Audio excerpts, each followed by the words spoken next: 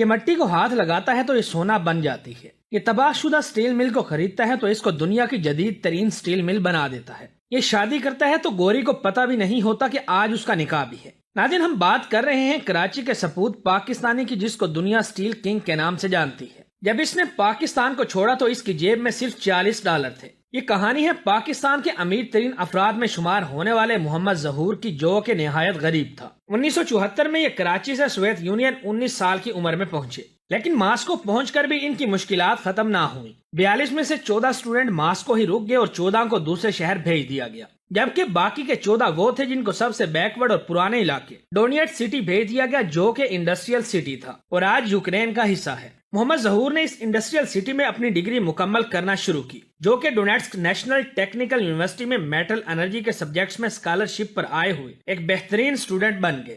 Programme کے مطابق ان کو ڈگری مکمل کرنے کے بعد پاکستان واپس آنا تھا، لیکن انہوں نے آنے سے پہلے اپنی ایک کلاس فیلو رشین لڑکی اولگا سے شادی کر لی تھی، جس سے ان کا ایک بیٹا اور بیٹی پیدا ہوئی۔ محمد ظہور 1980 میں پاکستان واپس آ گئے اور پاکستان سٹیل مل میں سیفٹی انجینئر کے عہدے پر کام کرنے لگے۔ یہ پاکستان آ کر 7 سال کام کرتے رہے، لیکن یہاں ان پر ایک کڑی مصیبت آ گئی۔ ان دنوں افغانستان کی سوویت یونین کے ساتھ جنگ شروع ہو گئی، جس کے پاکستان میں گہرے اثرات پڑ رہے تھے۔ ظہور کی روسی بیوی پر خفیہ ایجنسی کی نظریں تھیں اور ان کی باقاعدہ نگرانی کی جا رہی تھی، اور اس کے ساتھ ساتھ ظہور کو بھی بلا کر تفتیش کی جاتی تھی۔ تو ناظرین، اس صورتحال میں دونوں نے ایک دوسرے سے علیحدگی کا فیصلہ کر لیا اور یوں ان کی پہلی شادی عالمی سیاست کی نظر ہو گئی۔ ناظرین، محمد ظہور نے پاکستان سٹیل مل میں کام کرنے کے بعد یہ اندازہ لگا لیا تھا کہ وہ یہاں رہ کر ترقی نہیں کر سکیں گے اور نہ ہی کوئی کاروبار کر سکتے ہیں، لہٰذا انہوں نے واپس ماسکو جانے کا فیصلہ کیا۔ 1987 میں یہ دوبارہ پاکستان چھوڑ کر روس پہنچ گئے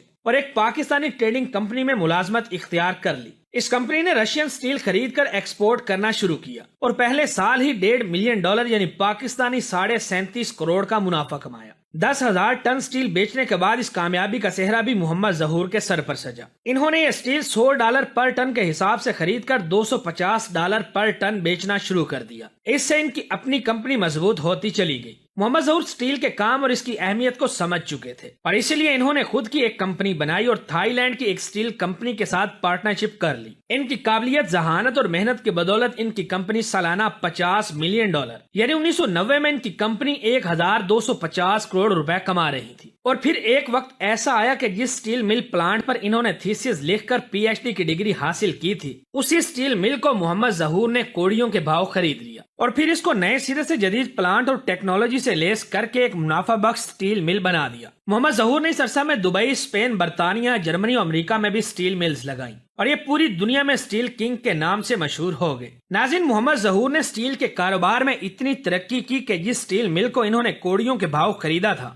اس کو ترقی دے کر بیچا تو اس کی قیمت $1 بلین یعنی پاکستانی 25,000 کروڑ روپے لگی۔ محمد ظہور نے اسی عرصہ میں یوکرین کے سب سے پرانے انگریزی نیوز پیپر دی کائیو پوسٹ کو بھی خرید لیا اور اس کو ترقی دینے کے لیے کام کرنے لگے۔ اس اخبار نے غیر جانبدار رہ کر حکومت کی پالیسیز پر تنقید کی۔ ان کی محنت اور دولت کمانے کے طریقوں نے ان کو بزنس آف یوکرین کا خطاب بھی دے دیا اور آج پوری دنیا جانتی ہے کہ کیسے محمد ظہور کراچی کا ایک غریب ترین لڑکا دنیا کا کامیاب بزنس ٹائکون بن چکا ہے۔ اگر محمد ظہور کے اثاثوں کی بات کی جائے تو یہ آج $5 بلین کے اثاثوں کے مالک ہیں، جو کہ پاکستانی 1,25,000 کروڑ روپے سے بھی زیادہ بنتے ہیں۔ ان کے مختلف کاروبار دبئی، اسپین، UK اور امریکہ تک پھیلے ہوئے ہیں۔ ان کی بزنس اسمارٹنس کا اندازہ آپ اس بات سے لگا سکتے ہیں کہ جب چین نے سٹیل کے کارخانے لگانا شروع کیے تو محمد ظہور جان گئے کہ دنیا میں ان کا مقابلہ کرنا انتہائی مشکل ہو جائے گا، لہذا مستقبل میں ان تمام تر نقصانات سے بچنے کے لیے انہوں نے اپنی ساری سٹیل مل سیل کر ڈالی۔ لیکن اب یہ ریل اسٹیٹ، ہوٹل انڈسٹریز اور ٹیکنالوجیز جیسے کاروباروں میں اپنا پیسہ انویسٹ کر کے بیٹھے ہیں اور مختلف کمپنیز کو چلا رہے ہیں۔